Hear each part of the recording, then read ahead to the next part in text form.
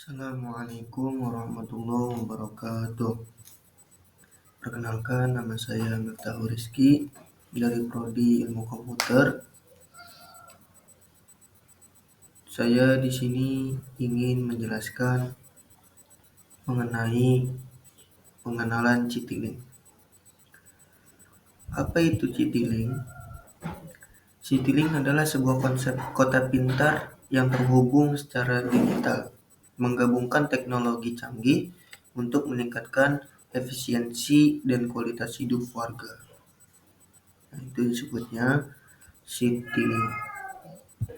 Selanjutnya, definisi Citylink. Citylink adalah jaringan infrastruktur cerdas yang menghubungkan berbagai aspek kehidupan kota seperti transportasi, energi, keamanan, dan layanan publik. Sekarang yaitu transportasi, sudah ada namanya, sudah tidak bisa disetir kayak mobil, sekarang sudah ada otomatiknya kayak pesawat sekarang. Yang pertama ada konektivitas. Citylink memanfaatkan Internet of Things atau IoT, sensor, dan jaringan komunikasi yang luas untuk menghubungkan berbagai perangkat dan sistem. Jadi harus terkoneksi. Yang kedua, data. Citylink mengolah data yang dikumpulkan dari berbagai sumber untuk mendapatkan wawasan tentang kondisi kota dan perilaku warga. Jadi Citylink harus mendapatkan identitas data agar tahu kondisi kota tersebut. Yang ketiga ada analisis. Citylink menggunakan algoritma dan sistem cerdas untuk menganalisis data dan mengidentifikasi tren dan pola. Dan yang terakhir ada aksi. Citylink mendukung pengambilan keputusan dan tindakan untuk meningkatkan efisiensi dan kualitas hidup di kota. Kelebihan Citylink. Citylink menawarkan berbagai manfaat yang signifikan bagi warga dan pemerintah kota. Yang pertama ada efisiensi. Citylink membantu meningkatkan efisiensi dalam berbagai sektor seperti transportasi, manajemen energi, dan pengumpulan sampah. Yang kedua ada kualitas hidup. Citylink meningkatkan kualitas hidup warga dengan memberikan akses yang lebih mudah ke layanan publik, mengurangi kemacetan lalu lintas, dan meningkatkan keamanan. Jadi sistem lalu lintas sekarang kan sudah tidak pakai manusia tetapi pakai komputer semua. Yang ketiga ada keberlanjutan. Citylink mendorong praktik keberlanjutan dengan meminimalkan konsumsi energi, mengurangi emisi, dan meningkatkan pengelolaan sumber daya. Jadi menghemat energi juga menggunakan Citylink. Kelebihan Citylink itu. Yang keempat ada pertumbuhan ekonomi. Citylink dapat menarik investasi dan mendorong pertumbuhan ekonomi dengan menciptakan lingkungan yang lebih menarik bagi bisnis dan penduduk. Terus ada kekurangan Citylink. Tadi kelebihannya, sekarang kekurangannya, yaitu walaupun menawarkan banyak manfaat, Citylink juga memiliki beberapa kekurangan yang perlu dipertimbangkan. Yang pertama yaitu biaya. Pembangunan dan pemeliharaan infrastruktur Citylink membutuhkan investasi yang sangat besar.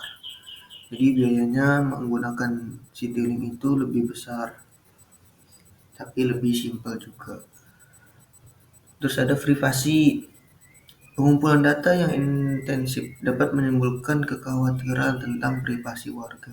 Nah, sekarang ini kan banyak yang bilang takut datanya diapa-apain lah, takut datanya dipakai yang tidak benar. Itu kekurangannya. Terus yang ketiga yaitu ada keamanan.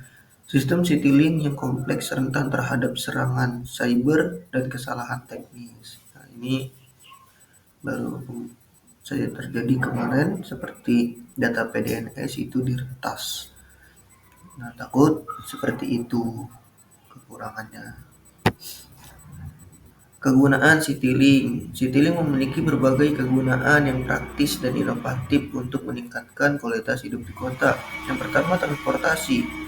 Sistem transportasi cerdas dapat meminimalkan kemacetan lalu lintas, meningkatkan efisiensi penggunaan kendaraan umum, dan menyediakan informasi real time kepada pengguna.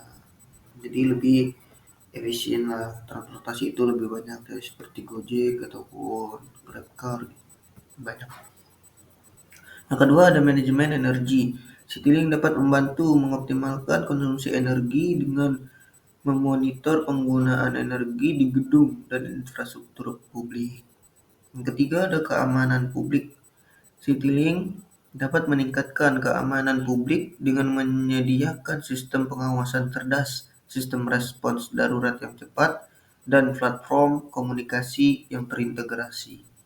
Yang keempat, ada layanan publik. Citylink dapat memberikan akses yang lebih mudah ke layanan publik seperti pendidikan, kesehatan, dan administrasi pemerintahan. Jadi sekarang itu sudah menggunakan Citylink.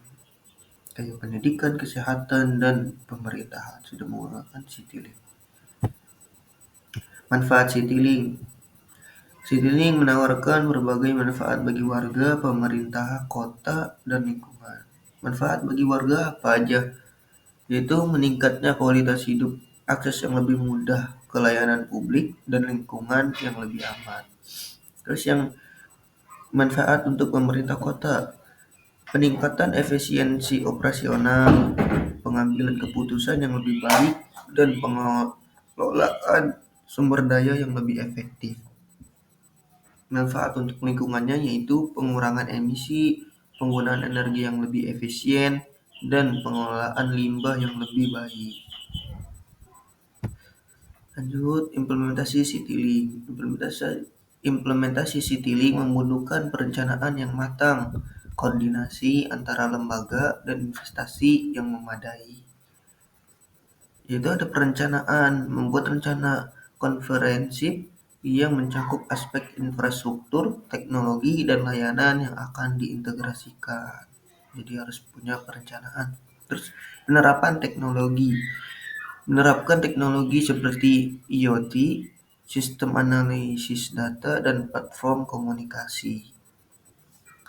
Terus ada pengembangan infrastruktur. Membangun infrastruktur yang mendukung koneksivitas seperti jaringan fiber optik dan sensor. Terus ada sosialisasi dan edukasi, mendidik warga tentang manfaat dan cara penggunaan Citylink. Ada pemantauan dan evaluasi, memantau kinerja Citylink secara berkala dan melakukan evaluasi untuk meningkatkan efektivitasnya.